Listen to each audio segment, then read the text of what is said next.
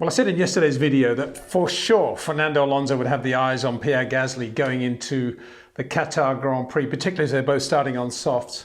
But I was completely wrong, of course, because what Fernando was actually thinking was, I can lead this race. He said that afterwards. He didn't lead it, but he did a great opening lap. He nearly got Gasly into the first corner, turn one, and there was a bit of this, and then Fernando moved to the left.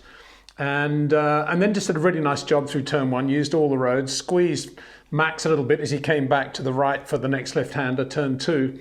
And Pierre Gasly at this point was about a length ahead of Fernando in the Alpine. And then going into three, Fernando just goes bang down the inside and he's away. P2 for the early stages of the Qatar Grand Prix. And eventually Alpine would have been delighted with Fernando's one-stop strategy drive into P3. Now we'll get onto that in a minute because there are a lot of other variables that came into play there. But first point that needs to be made is Fernando Alonso, welcome back to the podium. This was a seriously historic moment, I think, for Formula One, particularly with Lewis winning the race. And if you think about, I don't know, 2007, and you think about Lewis and Fernando at McLaren and everything that happened there. But then you saw the very mature handshake and respect for one another at the end of this race. You thought, yeah, they both come a long way. And it was great to see them both there. Anyway, let's just get back to the beginning. I had to say that about Fernando because, yeah, I'm delighted that he got his P3. Very well deserved, and he should have got one before this point anyway. But yeah, great stuff. Anyway, let's get back to the start because it's Lewis Hamilton arriving at the Qatar circuit like everybody else in Formula One, aware that there's a very good chance with the stewards sitting to make a judgment that both Max Verstappen and Valtteri Bottas and possibly even Carlos Sainz in the Ferrari would be penalised and suffer grid penalties because of yellow flag infringements during qualifying. And so it proved. 3-place penalty for Valtteri, which took him away from that position of the Mercedes outer edges of the sandwich with Max in the middle. And then Max got a 5-place penalty because his involved double yellows rather than single. So, yeah, a horrendous morning, of course, for Red Bull and Max Verstappen in terms of the championship and what they wanted to do today. Could they get the race back into some sort of state where they could at least mitigate the damage, as they've been talking all weekend? And Max did exactly that. He was brilliant off the line. I suppose the only compensation for Max in that penalty was that he was on the clean side of the grid now. He made maximum use of that. And coming out of turn one, he was already on the outside of Lando Norris and picking up places. He was P3 by lap 4, and the following lap in the DRS, he got Fernando Alonso to make it up to P2. You could say kind of where he probably would have been without the penalty, except for one thing, of course, and that is the 6.6 second gap at that point to Lewis Hamilton. So the big question is, if Max had not had that penalty, how would the Qatar Grand Prix have panned out? Well, it's very, very difficult to say. I don't want to get away from it. Max thought at one point that he had front wing end plate damage, and there might well have been slight damage, but the car was very quick. The Red Bull Honda was very quick. And it was interesting if we go forward to the later stages of the race, and only sort of 6 or 7 laps to go now, and we see Lewis Hamilton setting a fastest lap at that point. They're on the medium tyre again. They've just had their second stops. Lewis does a 24.6, and you think, wow, you know, he's got a lot in hand. That's probably pretty emphatic about where they're going. The gap went up to 9.7 seconds, which is about the largest it was at any stage of the race.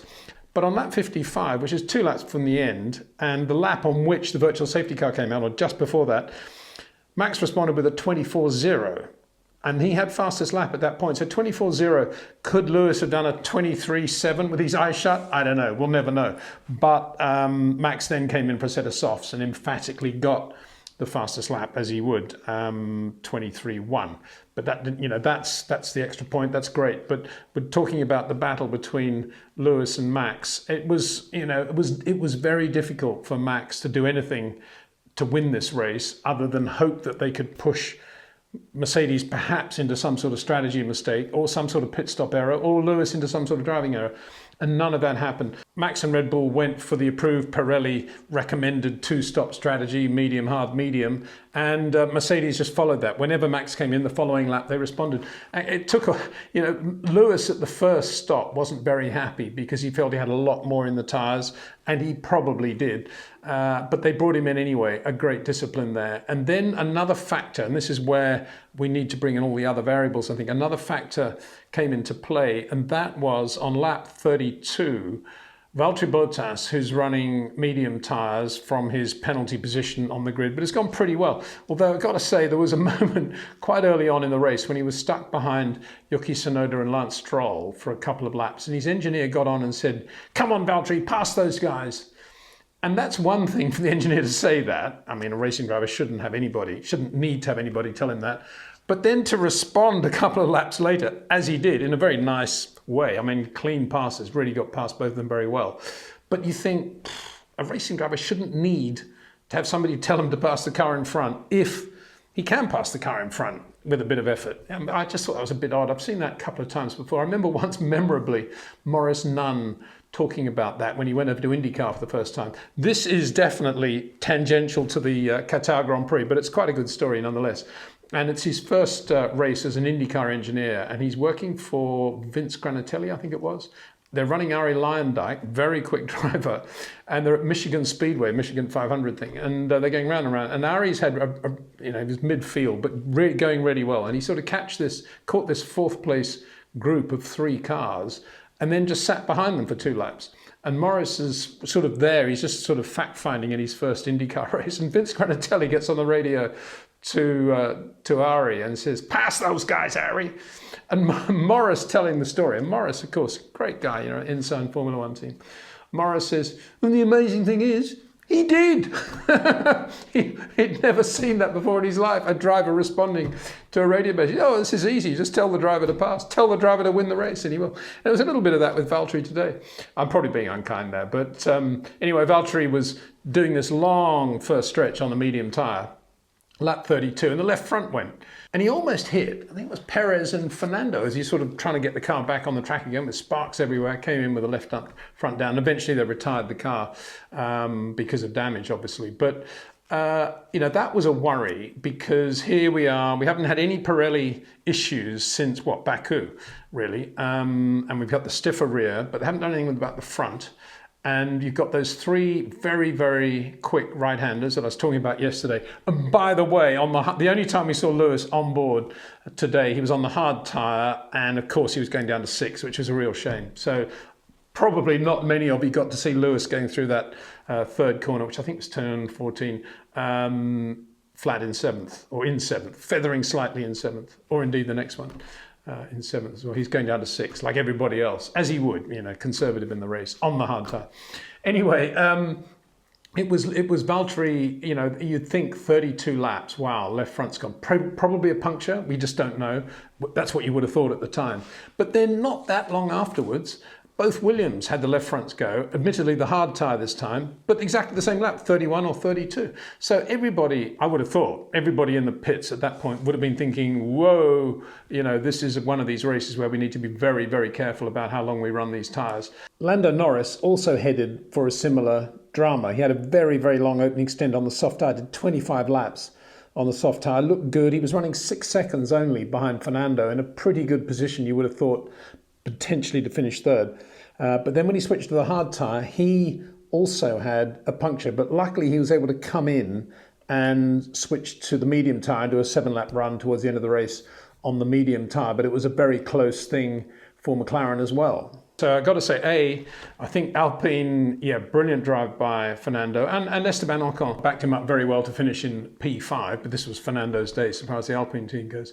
But they ran those guys for a long time. I mean, Fernando did 34 laps on the hard tyre and Esteban 32, so they were right on the point when you would have been thinking, is anything going to happen with this tyre? And that was, I got to put that under the heading of they took a risk and it paid off for them. They may well say, oh, well, we use the tyres much better than Williams and Mercedes.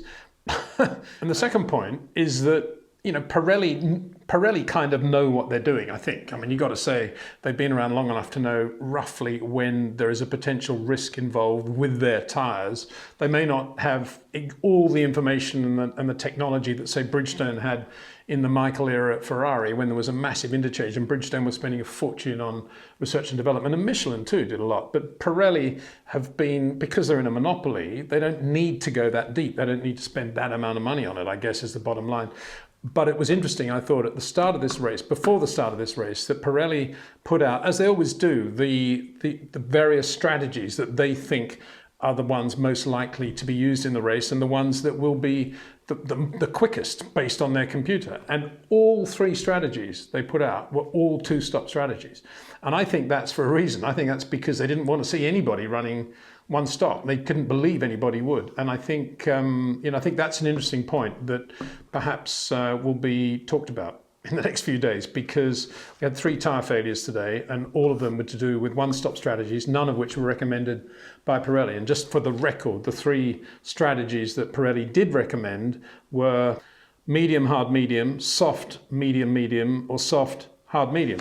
And it was kind of strange, I thought, to see so many teams eschewing that and going for that one-stop strategy, particularly with all the tyre dramas going on. The big losers in many ways today were Ferrari, because Carlos Sainz did not get a penalty, and so he could then look back at 2 very good days of running on the Friday and the Saturday and see now that he's up in 5th place on the grid, on the clean side of the road, and he's on the medium tyre. I mean, this was a result out there for the taking for Carlos Sainz to finish, well, really to finish P3, on the basis that if Fernando can do that in the Alpine, at least Carlos could have done that in the Ferrari. But he made a terrible start and he never really recovered from all of that. He got lost in all the traffic, he lost a lot of time, and then by the end of the race, Charles Leclerc caught him and was just sitting on his tail as Carlos was sitting behind Lance Stroll, not being able to do anything about it. Both Ferraris ran one-stop strategies as well, quite brave of them, and they finished 7th and 8th. But certainly in the case of Carlos, it should have been much higher than that. I guess you couldn't have expected much more from Charles Leclerc. But looking at his pace in the second half of the race, we're on the hard tyre, and he was a little bit quicker than Carlos Sainz. I hope it's fair now to say that Ferrari have found the cause of why he was so slow on Friday and Saturday in Qatar, and it's because of, look at this, look at the number of things they changed overnight. I suggested yesterday that if it's something as fundamental as that, and the gap is as big as that for a driver like Leclerc, it is going to be something like the floor or the chassis, the survival cell. And I don't know whether they found anything, but look what they changed before the race. The survival cell, the fuel cell and everything else with it. Massive amount of work for the Ferrari mechanics, but it kind of paid off, I think, because it now looks as if they've got Charles' car back where it should be. I'm not saying Ferrari are going to be winning the next race by any means, but it looked like that amount of work paid off. And Charles finished about where he should have, I guess, from where he was on the grid. He didn't make a great start either, it has to be said. Despite, again, lots of promise on Friday and Saturday, it was a disappointing day for AlphaTauri too. Pierre Gasly on the front row of the grid following those 2 penalties to Max and Bottas. So on the soft tyre, I was kind of thinking there'd be a bit of a drama with Lewis Hamilton going into turn 1, but Lewis made a perfect start and was able to use the racing line. And by the time they came out of turn 3, he was over a second ahead of Pierre. So deal done there. But from Pierre Gasly's point of view, he then kind of went backwards all day, and a disappointing race. So that was it, really. Not much else to say about this Grand Prix other than it was Lewis doing a perfect job from a perfect situation, really, from the pole, and then with his nearest rival suffering that penalty. It was his race to lose, and he didn't do that at all. He did the opposite and did everything perfectly. We saw Max Verstappen drive beautifully through the early stages of the race, but then it was stalemate as he got within 6 seconds of Lewis. And every time Lewis went a little bit quicker, Max responded. Every time Lewis looked after the tyres, Max did the same. They both came in at the same time. And in the end, that was the margin, although Max did stop to set fastest lap. And P3 was taken by a phenomenal racing driver in terms of his history in the sport. But it was taken on a day when we had 3 tyre failures, and he ran his tyres well into the zone of a potential failure as well. So there was definitely quite a lot of needle in the air as Fernando approached the end of the race. I guess we'll never really know what happened because the virtual safety car came out on the penultimate lap, and that was a very good thing for everybody who was running that long strategy. The virtual safety car was, whoa, what a relief, you know, we can relax now. So that was the Qatar Grand Prix. Looked fabulous at night, I thought, as the dusk settled in over the grid, as the sun went down in the desert. I mean, you could get very David Lean, Lawrence of Arabia about this, but never get tired of that sort of feel for Formula One. And it was a really good circuit. Reminds me a little bit, actually, of, now I think about it, of Sepang, the first Hermann Tilke circuit, actually, and still one of the great tracks. Shame, great shame we don't have that in Formula One right now. And let's hope it comes back at some point. And speaking of that, when are we going to go back to Suzuka as well? Really, really miss Suzuka.